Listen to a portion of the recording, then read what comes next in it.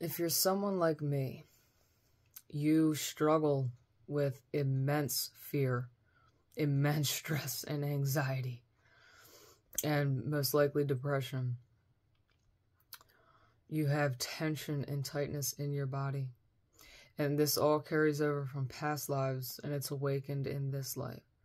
And for me personally, I've been alone on my awakening journey for the past 4 years. So you can only imagine, you know, it's for me, it's debilitating, and stress is the #1 killer. So we have to do what we can to help ourselves. You know, first and foremost, accept that your path has been prescribed to you by your higher self for your healing and your success and the healing of your bloodline. And for you to take personal responsibility and have personal accountability and accept, you know, rise to your occasion and accept your task. You know, it's a maturing process. A mentally, emotionally, and spiritually maturing process is the path of awakening. So if that sounds familiar to you in any way, you know, if you struggle with fear and anxiety, you know, chances are your body is tight and stiff, you know, as is mine. And for me personally, like, it doesn't matter that I've gotten full body massages or that I've gotten acupuncture or that I go see a chiropractor. It doesn't matter. My body is still so unfathomably tight and full of fear. It's not even funny.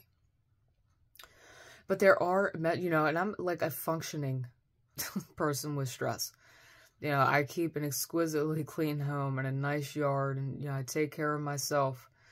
I just, you know, I don't let fear stop me. I'm always breaking through you know, I'm always working to overcome the fear through exposure therapy, through different, you know, healing modalities and practices holistically. For example, this is not coffee. This is not even tea with caffeine. It's ceremonial cacao. You know, because I know there was a study where spiders were given different drugs. There were LSD, marijuana, PCP maybe, you know, and one of them was caffeine. And would you believe that the spider's web who had caffeine had the least coherence into it than the other ones? The caffeine screwed that spider's energy up so bad that it didn't even look like a web. It had no web coherence, whereas the other ones did. They had some sort of pattern going on. So that's just saying, you know, caffeine, if you're already dealing with stress and anxiety and, you know, you're healing through things, caffeine's the last thing that you want to be doing. Truly. Maybe every once in a while, but certainly not every day at all. You know, it's not good. And chances are your body will know that. Your body will be telling you that. It's up to you to actually follow through and break that habit and overcome that addiction by knowing that the healthier choices you're making are actually going to give you that long-term lasting happiness and peace that your body and your soul are desiring. And another thing that I've been doing for the past couple of days now is stretching and yoga. Mainly from my lower back and my hips, because that's where most of my tension is. It's there and in my shoulders. I cannot tell you the benefits that I've been receiving only a couple of days of stretching and doing yoga, and really leaning into it with my body, leaning into it with my mind, and leaning into it with my breath, and being in it. And transcending that moment of tightness and, you know, just really opening up. If you can find any way to open yourself up, to release that trapped energy, that stuck energy, that's what you need.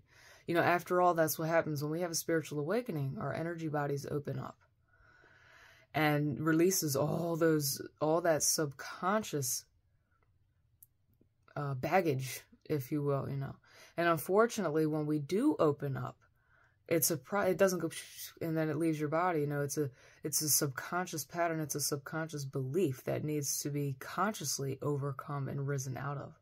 So it isn't like we open up, it leaves, and I mean, why would we be here if that was the case? So, but any way that you can open up, whether it's your muscles, your mind, your lungs, your heart, ceremonial cacao is excellent with opening your heart, getting your blood pumping. releasing energy. Anything that you can do that don't avoid that release of energy because you fear not being able to overcome it. Release it because you know that you are going to be able to overcome it. And that might be a process, but you want to open up and you want to release and you want to go through and you want to face that fear and you want to go through that process rather than stuff it down and cover it up with things you think are covering it up and numbing it. Even with caffeine, alcohol, food, television, social media, entertainment, even pointless conversation. When you distract, all you do is distract for the next moment until you have to distract again. When you decide to break through and face that fear and start making healthier, more conscious choices about how you're living and what you're doing, it doesn't mean that your life is ending. It doesn't mean that the fun is over. You're setting a foundation for the fun to really happen and really begin. I think that's a huge thing today, especially with young people, that stops them from actually making healthy choices and prioritizing their soul, is that they think that means losing third-dimensional fun things and things that make them happy and, things that make them young even. I mean, that's absolutely ridiculous to think that. But I think, a thing of losing things that we've been so used to and that have brought us so much joy and happiness over the years is something that we fear big time when we start awakening. But, even if it feels like that at first, if it is something that you stop doing a lot of, like maybe it's a genre of movies like horror, or maybe it's like a place that you go to, like for example, like a hookah bar or the bar, something that isn't really feeding your soul. It's just kind of like a pastime. It's just kind of like damaging you, if anything, right? But it's a place that you go to socialize with other people that damage themselves.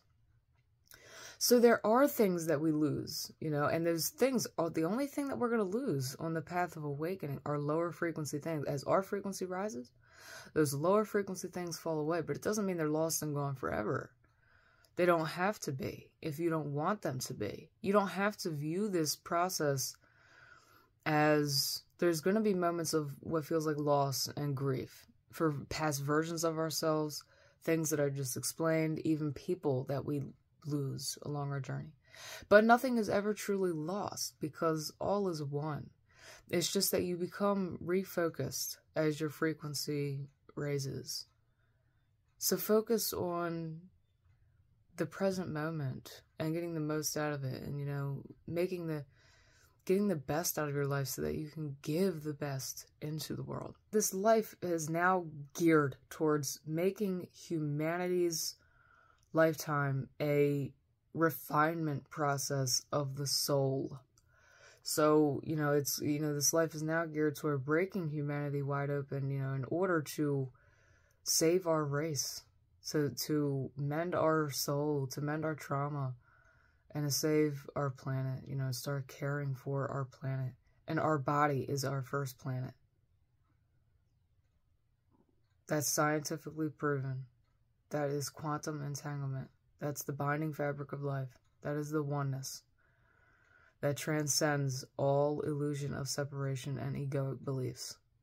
Our body is planet number one. When we care for it, and when we prioritize our soul, that will be when we find unity and peace and healing among humanity as a race. So, back to what I was saying, experiencing immense fear, debilitating fear, tension, tightness, unfathomable. I mean, I can't tell you how many mornings lately even I've woken up just in a state of immense fear, and I'm so tired of it because I can't even see past my own nose. But I know that this is just a phase, because when I first awakened and I was completely alone, I had no one to talk. I didn't even have a social media anymore. And it was right after my Kundalini awakening. So I was in nothing but bliss frequency. and the frequency of my soul and the frequency of all things. You know, I was in 5D consciousness, still neglecting and avoiding all the things that that have now surfaced and are causing me fear, you know, abandonment, all my trauma, all my subconscious garbage and, you know, dust that I've swept under the rug all my life. Not on purpose, you know, I don't hold it against myself, but now I'm in the era of lifting that rug and, you know, checking out what's under there and sweeping it and cleaning it up. When I first awakened, I was in absolute bliss. And then came fear, you know. And it's like every time you have a fear, you're going to overcome it, and then you're going to gain back that part of your soul. Or every time you have a soul connection, it's going to cause tension. You know, it might, you know, if you have trauma, it's going to cause tension. It's going to highlight all those. That's going to be the reflection of where you're holding yourself back, where you have insecurities, where you feel unworthy. And then you kind of, you know, you take the action, you bring it into your consciousness, and you make the move and take the action to heal that belief of unworthiness, you know, and then you step in more into your power. So you might be experiencing a great moment of fear and pain. And when I say moment, I might even mean a couple of years. But you have to let yourself go through the process. You have to let yourself face it, and you have to let yourself overcome it. By being aware of it, bringing your awareness to that part of the fear in your body, and being so vulnerable and honest with yourself, and know that you are so much more than what you experience. You're more than your body. You're more than your fears. The willpower of the human being to transcend their limitations is unmatched in the cosmos. I fully believe that. I believe that the human being's cosmic mission is one of overcoming, is one of proving the power of the soul against the force of darkness and evil, or the, you know, against unconscious forces, and against fear, and against what are posed as limitation and the paradigm of separation. I think the human being's journey in the cosmos is a huge part of that, is a huge part of transcendence and overcoming and proving to Source its own power. So never underestimate your power. I'm telling you, it's only a belief. Whatever's going on with you is only a belief. Trade in your coffee, maybe for ceremonial cacao. Do yoga, stretch. Take the measures that you know are there and that you know you should. Listen to your body. It's the little things. It's the little measures that add up over time and create change that you had no idea was possible. Every little thing you do matters, and every little thing you do counts.